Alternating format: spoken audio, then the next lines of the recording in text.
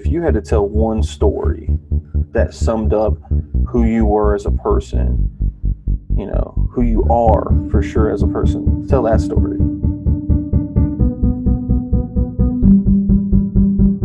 When I wake up every morning, I try and be more efficient than I was yesterday, and I try and be less of a piece of shit than I was yesterday. So if I can get answers to those two questions, I come out a better person at the end of it.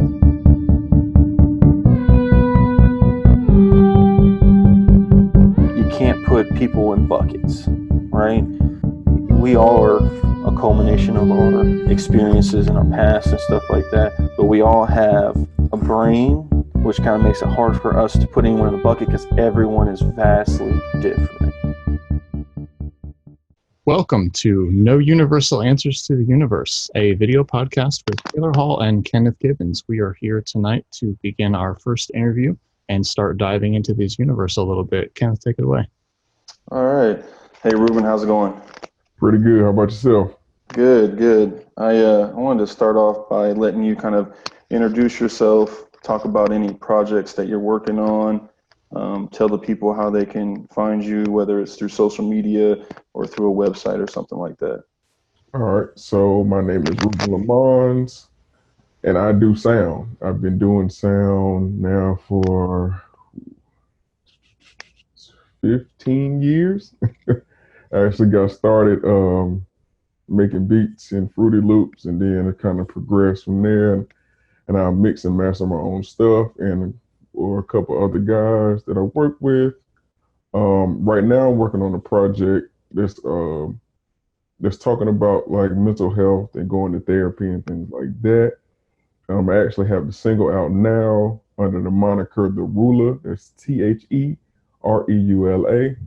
And the single is called Tears, and it talks about just being at a low place in life and like wondering if life's going to continue.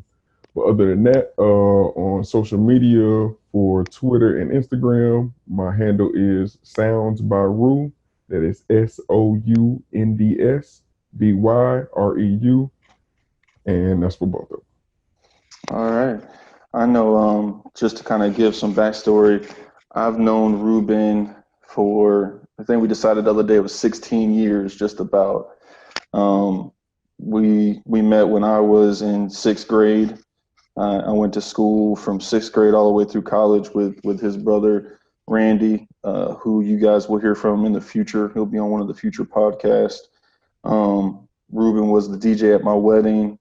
We're real close. The guest bedroom at my place is actually taken over by him. It's up for some debate with other people, but I think Ruben won the debate. So we're pretty close. Just to make sure that we're all on the same page, I'm going to let Taylor kind of introduce himself as well, so that you guys get to know each other. I know you met at the wedding, but it was pretty brief. So. Yeah, no, I've met Kenneth back at our mutual camp counselor job, did a couple of summers out there. And I remember seeing you at the wedding, but we never really got a chance to talk shop because I've done a little bit in Fruity Loops, but obviously nowhere near on the professional level. How do you kind of blend the mental health themes with the music that you do? Because everybody has, growing up, those couple of artists that they really reach out to for those difficult moments. How do you put yourself in that position, both of vulnerability in creating the music and identifying with the people you're making the music for? Okay. It is literally that, just being as vulnerable as possible and talk about those feelings. You kind of have to, like for me, I haven't had those feelings in a long time. And so it was literally about channeling that energy and then putting it into a story format. So I went to Savannah College of Art and Design and studied sound design. But some of my elective classes were like storytelling and stuff like that. So I was kind of learning on the fly how to build the story and tell everything. And some of my favorite artists like Kendrick Lamar and J. Cole, they kind of shape how I tell stories, and like the breakdown of their albums helped me to like guide on the way to me creating my own things. Now, do you think you would have been able to create those projects and tell those stories while you were in the middle of similar issues, or do you think being on the other side really gives you that perspective to create these projects? Um, yeah, being on the other side definitely gives that perspective because so like yeah, going through it, it was literally I didn't know whether I was actually going to make it through. And so now it's like, okay, I have made it. So to look back on there, it's like, okay, I can actually tell the story from all perspectives because I have. Since we're kind of diving into the meat and potatoes of this pretty early on, I guess my question, Ruben, is when you decided to make that leap into seeing a therapist, were you already on the other side, or was that kind of like I see the light at the end of the tunnel, but I'm still here? Where were you in the process when you made that leap? It was more of the light at the end of the tunnel, but it Okay, was like very faint. I got you. I got you. So yeah, I started going literally because I was creating the story and I didn't have all of the answers that I needed to shape the entire thing. So I talked to my brother-in-law who owns a small mental health clinic. He was saying that like I should probably go and try to figure those things out before I like try to continue and finish the story. I got you. So with that being said, if you can offer advice to people who are going through what you went through or going through it in their own way, because everyone goes through it in their own way, what would be, the word of advice for making that leap? Because obviously it really helped you, but more in particular, like what made you make the leap, or was it just Chris? Um, it was partly Chris because I it was literally me wondering why. Like why are those thoughts and feelings there in the first place? And so me not being able to get to those answers by myself, I was kind of like seeking out more information on how I can build those tools to actually gain the knowledge and understanding of all the feelings and thoughts. To jump off of that, because you kind of have to put yourself back in that place a little bit to keep it honest and authentic, how do Mhm. you juggle a work-life balance of now I'm going to do art, now I'm going to be sad for a little bit and do this? That is a great question. You kind of have to set out a block of time because so I was literally working on a project while I was doing my thesis, and so like trying to like okay, I have to create these songs because I had to create three of the total 10 songs on the project for my thesis, and so just going to that place like blocking out that amount of time, just like, okay, I'm going to be sad. I literally can't go anywhere. I don't need to talk to anybody. I just need to be in my room, cut the lights off, and just write. Yeah. I Is feel it? that very deeply. This is the area of the show that I always, I don't know, I struggle with this a lot. For the listeners out there, my wife Tabitha, who both Taylor and Ruben know pretty well, she goes through I don't want to say phases, but she has really high anxiety, which from what I hear is a very, very popular and common thing for people to have. And it's something that I don't struggle with. So I try really, really hard to see through other people's eyes and understand it more. Um, what is that sense of anxiety? Is that what it was for you, Ruben, or was it something completely different, or was it a combination?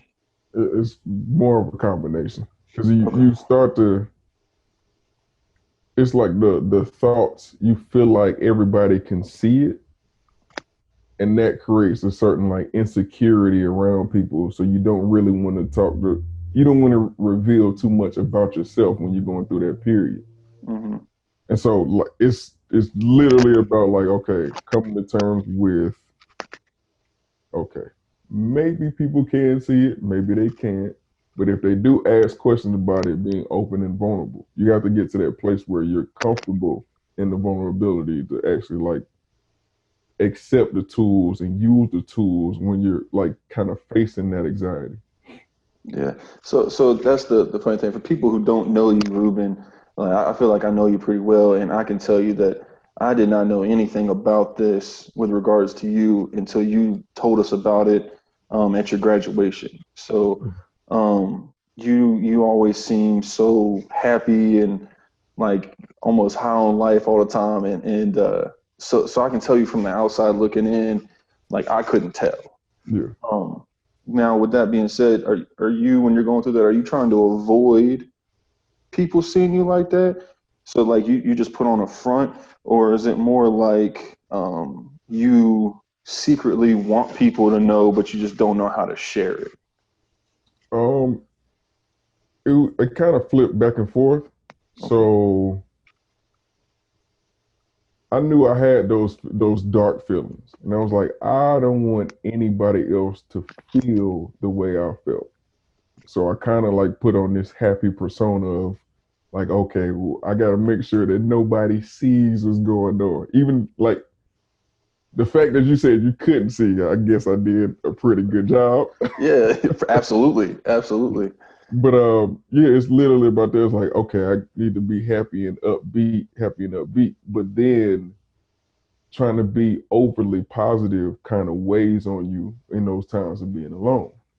Yeah. And so that literally have to like, okay, where's the happiness?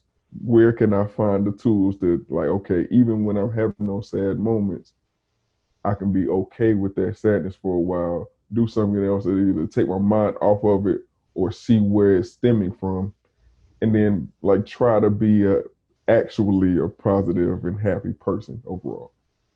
Now, flipping the thing, instead of creating more somber stuff to help other people, are you able to turn your musical skill set to make happier projects for yourself and really kind of bring that light out of yourself and put it on paper? Yes, absolutely. So even in creating that like happy persona, I can like channel those feelings of happiness. Is like, all right, cool. I don't need to be down right now. Like whether it's like going out with friends or like doing other things like that or going on vacations, things like that. I can channel those feelings of like, okay, I like this. Let me try to capture that happiness, even though it may be short lived. Let me just try to capture that and put it all in the song. That's awesome.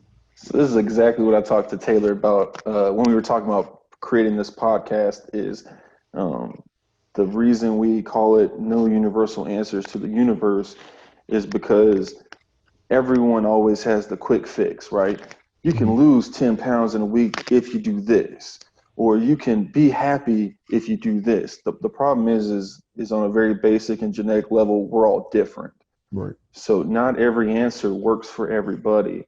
But what you just said is something that I think people could really work on, because it's coming from a personal place. So they create that personal happiness and they channel it in other areas of their life. Right. And I think everyone could actually use that, because again, it's coming from a personal place. So it's not, hey, this is your beach, like says, find your beach. We talked about that this weekend.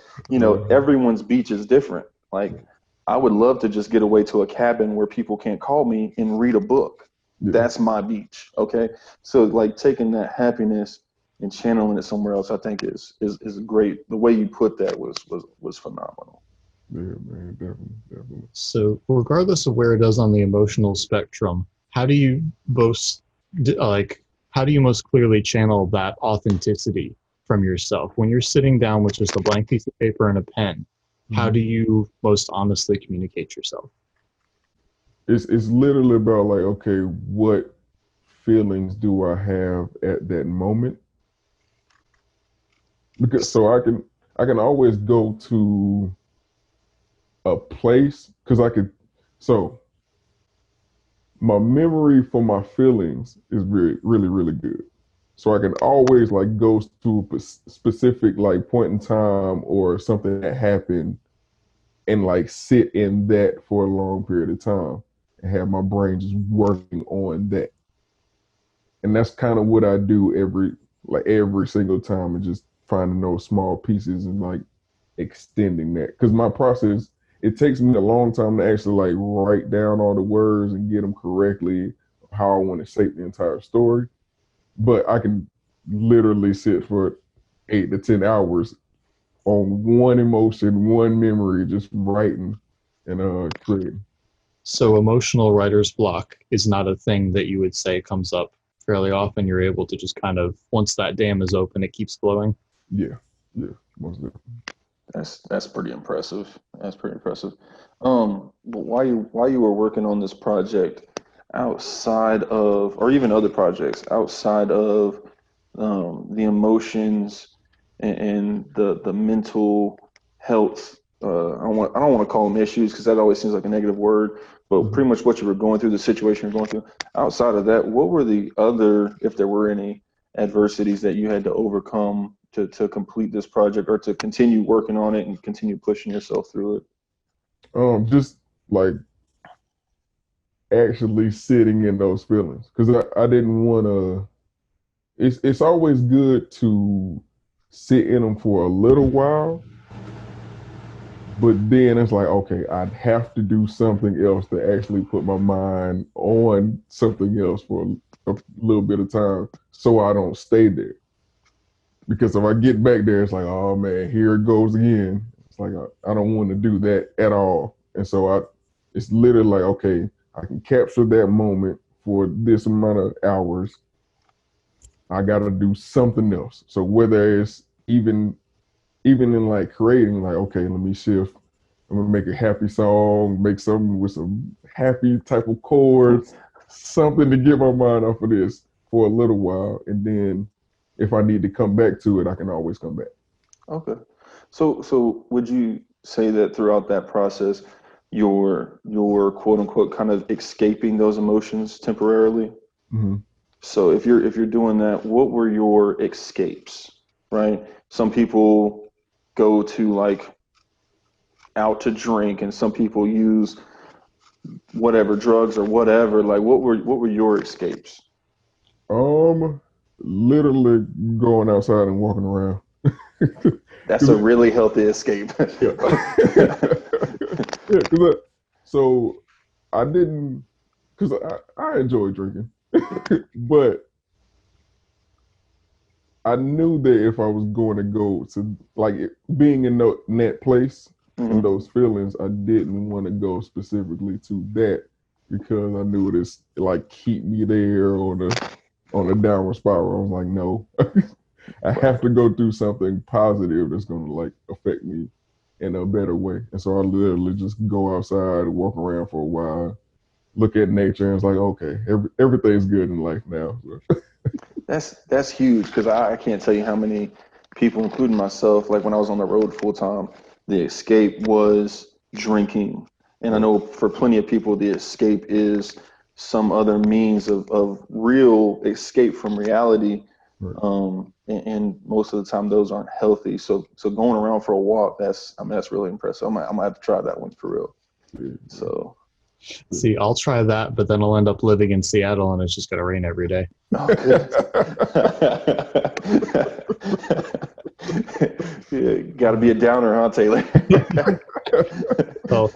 So to move on to happier things, I guess. What outside of this project that you're working on, Ruben? Like, what are your longer term goals? What do you want to do in 5 years? What do you want to do in 10 years? Where do you want to be? So because I got my sound design degree, it was more focused on sound for film. And so I just want to be attached to like really dope films and maybe like even podcasting, stuff like that. Just anything audio and creative. That's what I want to do. But I do want to do that on a really, really big scale. Like I want to be in charge of like some very important projects. Right. You want to work with Childish Gambino and Rihanna. Oh yeah. Yeah. If you haven't seen it, Ruben had us watch Guava Island this past weekend, and it was phenomenal. It was beautiful, just like everything that Childish Gambino touches. So if you haven't seen it, you should see it for sure. It dove into some pretty deep and heavy stuff, like a lot of more recent Childish Gambino themes. So,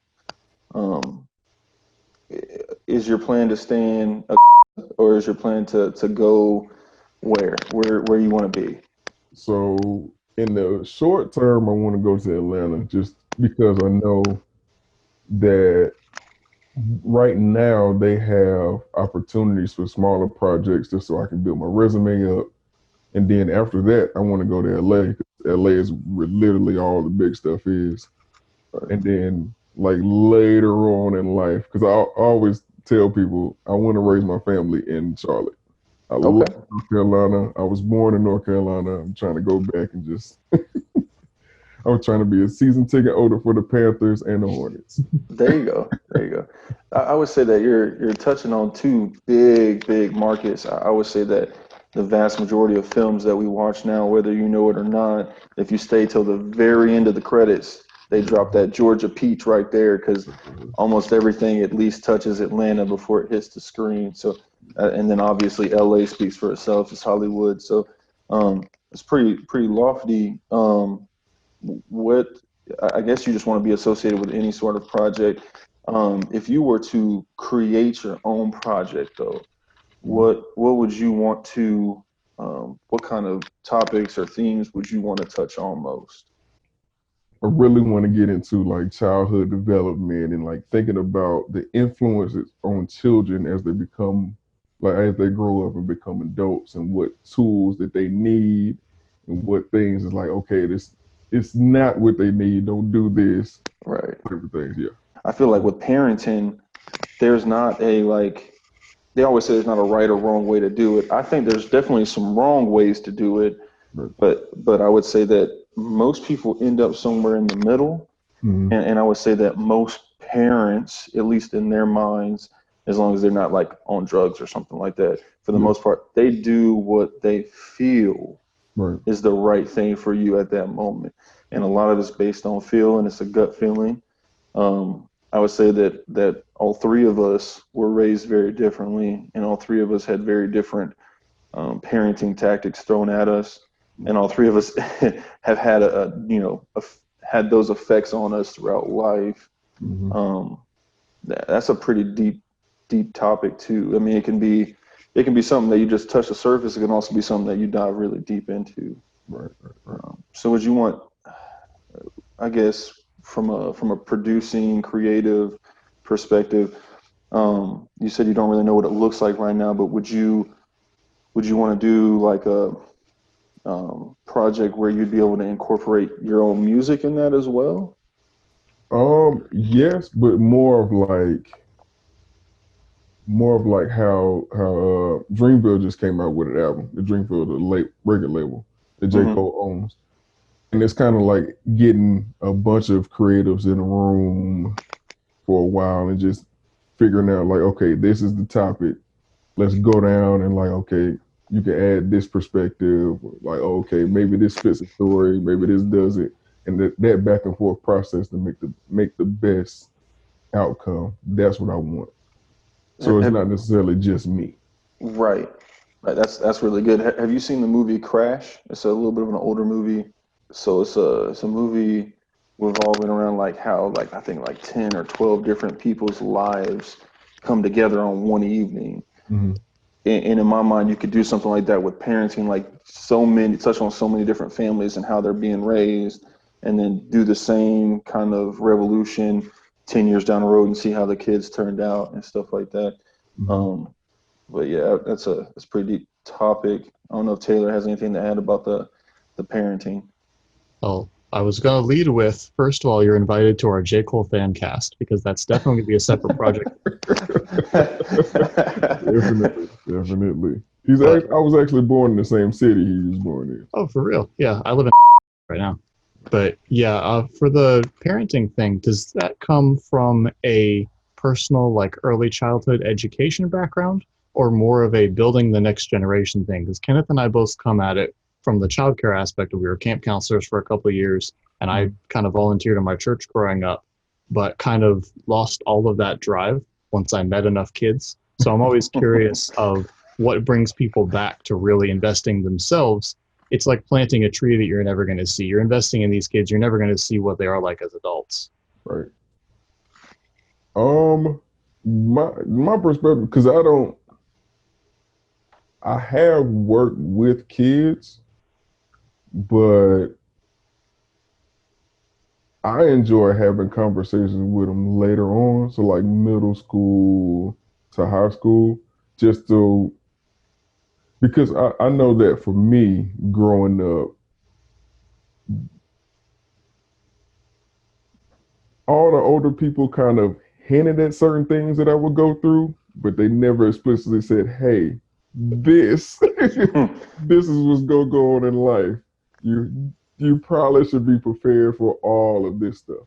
And so now, anytime I get an opportunity, I try to say, "Hey, these are some of the things that's gonna happen." Because you end up after 18, after you graduate high school, you end up being exposed to this vast world, and you were very sheltered in middle school, high school, and you go out, it's like, oh wow, I can wear hats Yeah. anywhere I go. Yeah. It's like something even that small is like, wow, I have the freedom to do literally whatever I want to do. Let me not make terrible decisions. You're going to make some bad ones, but don't make terrible, absolutely life ruining decisions. And then just trying to like kind of guide them on like, okay, what are you going through? What can I help you with from my experiences?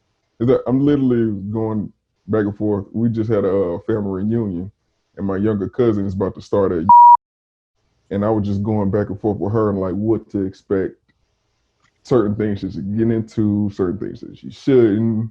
And just like I enjoy doing that, but it's also about having those people that are receptive to the information that I want to give.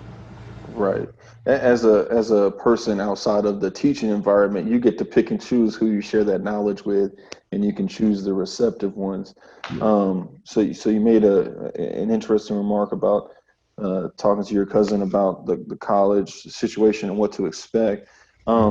Did your parents go to college, or was it like you and Randy were like the first ones, or who else went to college? Yeah, my older sister graduated. So Okay, my drinking buddy.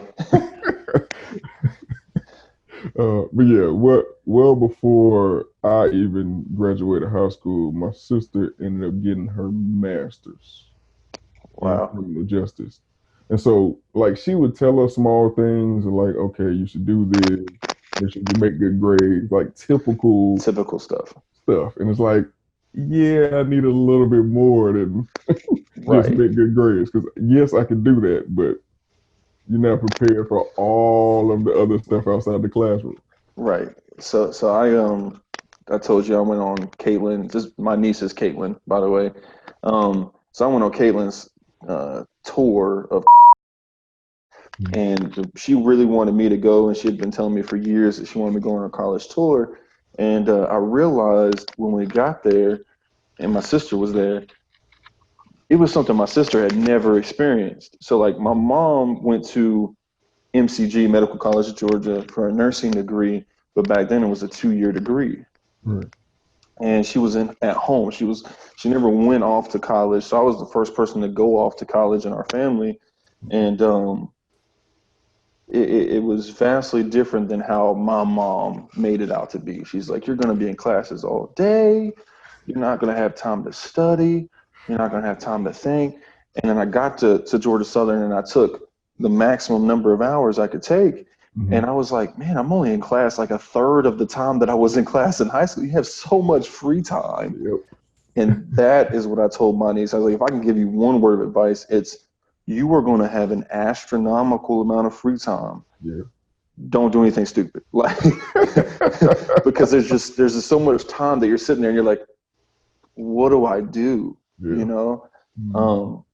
But yeah, I see what you're saying. Like the information that they always give you is like so generic. It's like, this is what everybody says, you know? Yeah.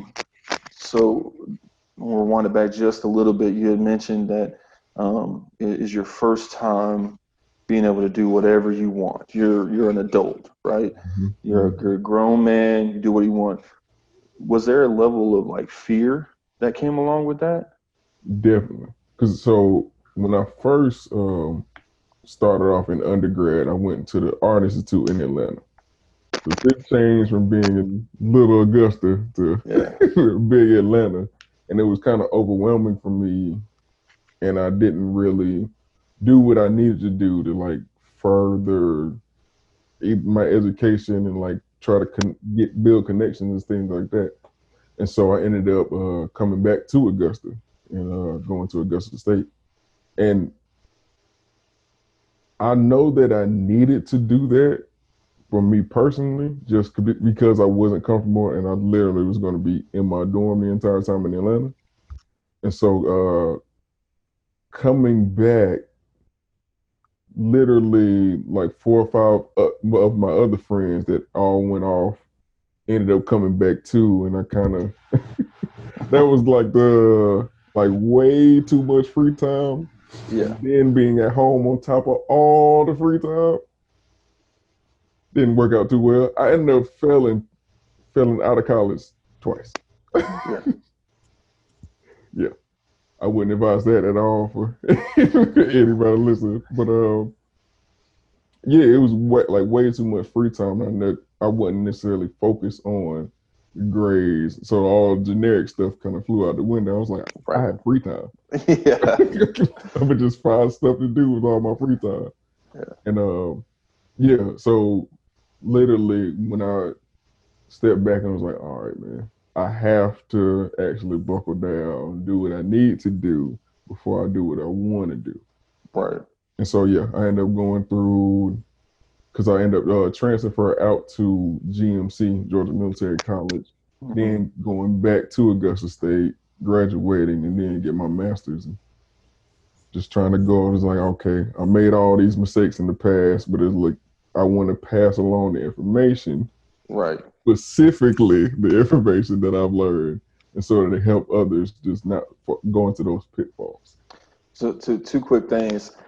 If you missed it, everyone listening, Ruben flunked out of school twice and he has a master's degree. Yeah. So like, if that tells you something, like, don't ever give up, like keep going. And the second thing is, well, what brought you back? Like when you flunked out twice and then you graduated and then you went on to get a master's degree, like what really brought you back? What made you start thinking about what I need to do before doing what I want to do? It was literally me going internally, like thinking about who I was. It was like, I know that I'm not a dumb person. Why am I getting all these F's in these classes if I'm not a dumb person? And it was literally me not applying myself and not doing the work. I was like, I know I can do the work. So I literally was like, okay, well, let's do the work. Yeah. And literally, that's what happened. So you seem to internalize a lot and then pull yourself out of those holes. I don't think I've met somebody who is able to do that. A lot of times they look outward for inspiration. Would you, I would be willing to bet that people can do it more often if they believed in themselves. Mm-hmm. And I know that's probably a hard subject. You know, I'm assuming throughout all of this process, you never lost faith in yourself, correct? Right. So that's kind of what your rock was. That's what you held on to. I know a lot of people struggle more with confidence and belief in themselves than anything else. Right. So just know that there's light at the end of the tunnel for everybody. You know, if somebody can quote unquote fail at something twice and then go far beyond that and achieve, so like, you know, in my opinion, getting a master's degree, that's pretty impressive. Mm-hmm. Something I don't have, and I don't know many people who do. So like, to me, that's impressive. Do you have anything, Taylor, you wanted to add to that? Well, I'm curious to kind of go around the table and get both of your guys' opinions, because advice is so personal and hard to take at that 18, 19-year age. If you had to give yourself advice for the first day of college, you now are standing in front of yourself on day one. What's the thing that you would try and impart? Do everything, because you're paying for it.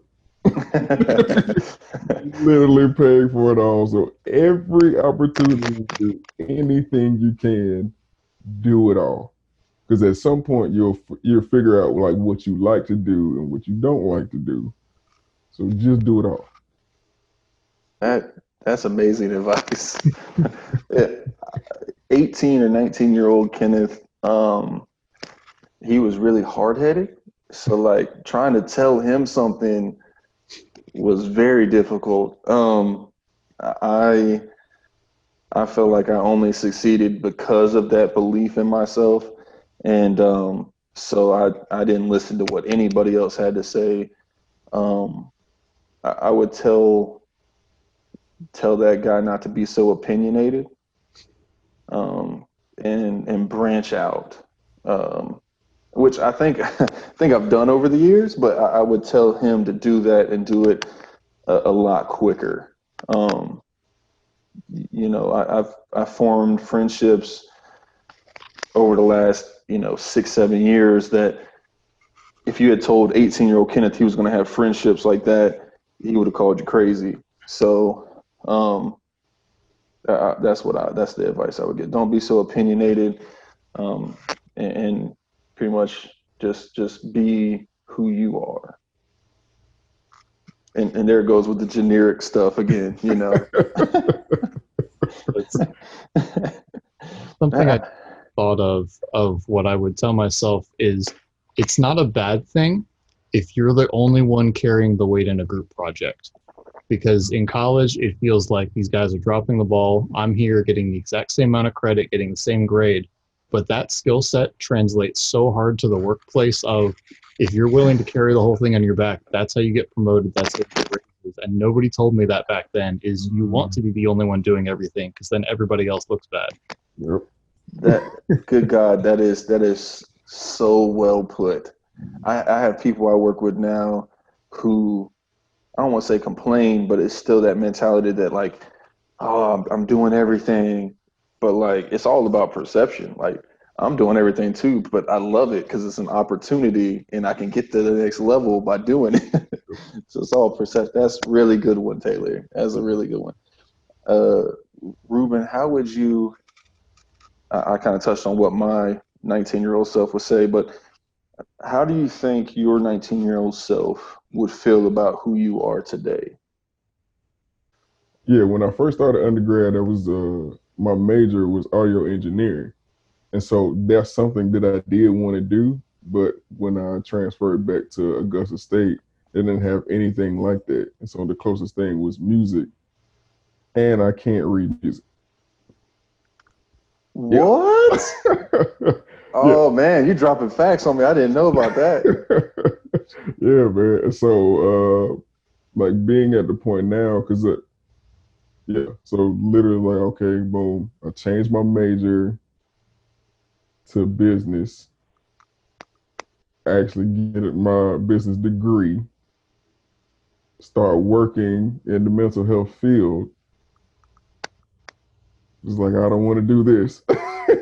Right. Literally went back to school for sound design, and I didn't know what that was before I applied.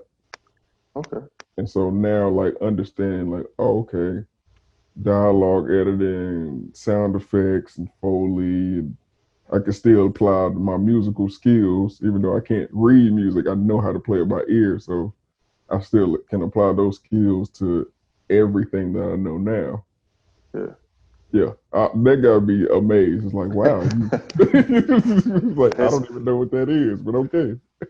I'm gonna tell y'all right now. We're gonna have some links below on the YouTube page, so make sure you follow those links and subscribe. But the links, I'm gonna show you some songs that Ruben has made over the years that I am blown away now because I didn't know you couldn't read music. That's ridiculous. This guy can sing, he can rap, he can write, he can produce the sound, and I am blown away. I really didn't know you couldn't read music this whole time.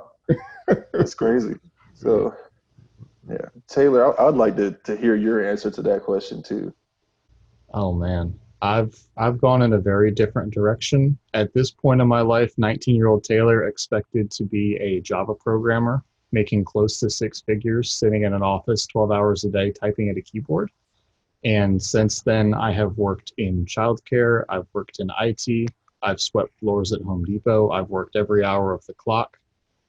I think 19-year-old Taylor would say, "Why are you so tired all the time?" Because it's that boundless energy that I've found a way to channel a lot more effort into individual projects. but my whole scope has narrowed since figuring out what I want to do with my degree and my career. I'm not boundless energy in every direction. Now it is just a laser beam and not a lot outside of that. That's really good. I'm trying to be like that. I need that laser beam focus that I used to have. I don't know where it went. But so for you, Taylor, I would say 19-year-old me would probably be slightly surprised, because I definitely thought I was going to be in an engineering office, drafting, creating prints, sending them out to the job site. But for my aspect, I'm much happier than I would ever be sitting in an office 100% of the time. I don't think I could actually do that. So would you say that you're happier where you're at now than if you were a JavaScript guy and sitting in an office all day, every day? Yeah, no, I'm a big proponent of it's the journey, not the destination. And as difficult as it's been dropping out of college, working my way up through retail, and now finally graduating, making it back to an office job, I would not trade that transformation for the world, even if every single step of it was painful to get there. That's good. So Ruben, I'm gonna ask you the same question. Do you feel like you are happier now than you would be if you were where 19-year-old Ruben thought he would be? Yes. Sure, that's it, definitely, man. Because I literally didn't know. I didn't know anything about where I was going.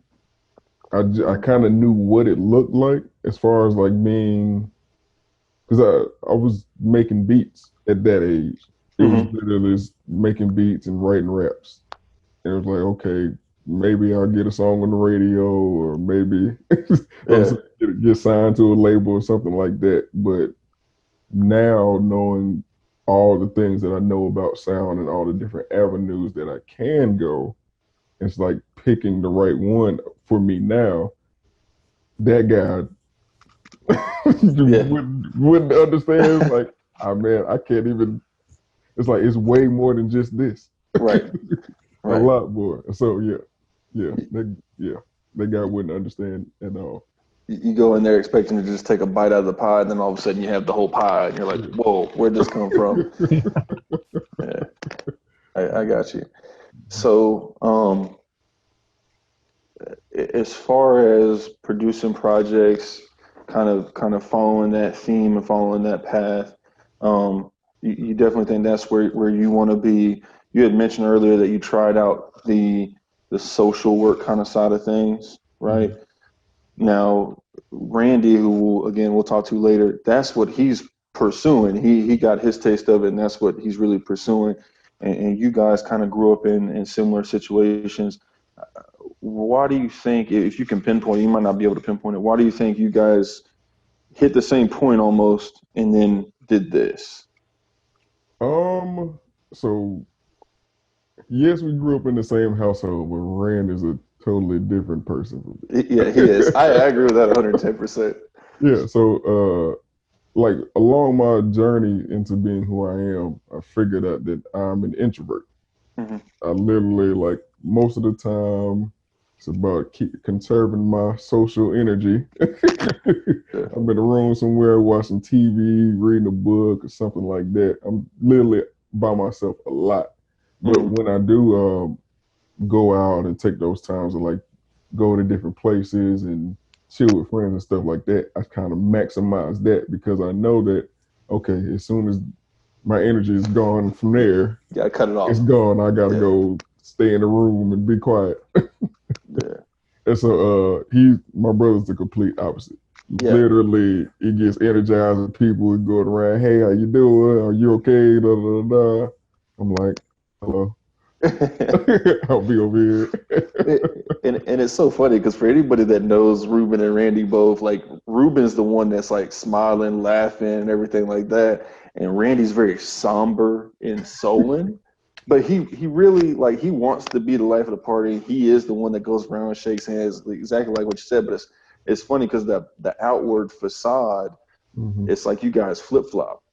If you were to meet, in my opinion, if you were to just meet Ruben for the first time, you would think he was super extroverted, super outgoing. And if you were to meet Randy just one time, you'd probably think like, yeah, this guy shook my hand and looked me in the eye, but like he's very quiet, you know. And so it's funny to me because I know you both, and it's very different. So would you say that you being introverted, when you hang out with, I'm gonna refer to them as the squad because that's what we call ourselves. When you hang out with the squad, do you feel, is that kind of like you being extroverted, or do you still feel comfortable in that setting enough to where you could, you know, hang out with us and not feel like you got to escape? No, so I'm comfortable around people that I've known for a long time. And so anytime I'm around the squad, it's like, okay, laughs and jokes all the time. And so if I'm around the squad and I meet other people, they see the laughs and jokes. Right. But if I'm kind of by myself, it's like, hey, how you doing? Mm-hmm. I'm smiling and stuff, but it's not necessarily like, hey, let's go do this, or come on over here, we're doing this, it's type thing like that. Right. So It's more a show. right. Yeah. Okay. Yeah. I got you. You literally have to try to be a little bit more extroverted. With the squad, it's just like, hey, these are my friends, come hang with my friends. Yeah. It's very natural. I got you. Let's round this out looking to the future. Since you're making sounds for now, what is the sound of tomorrow? What are you pioneering over the next year or two when it comes to projects?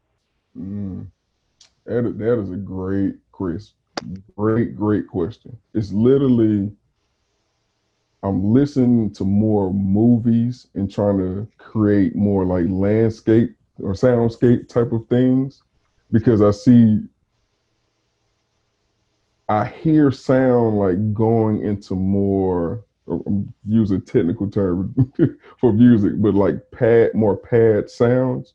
What I mean by that is just more, it sounds spacier.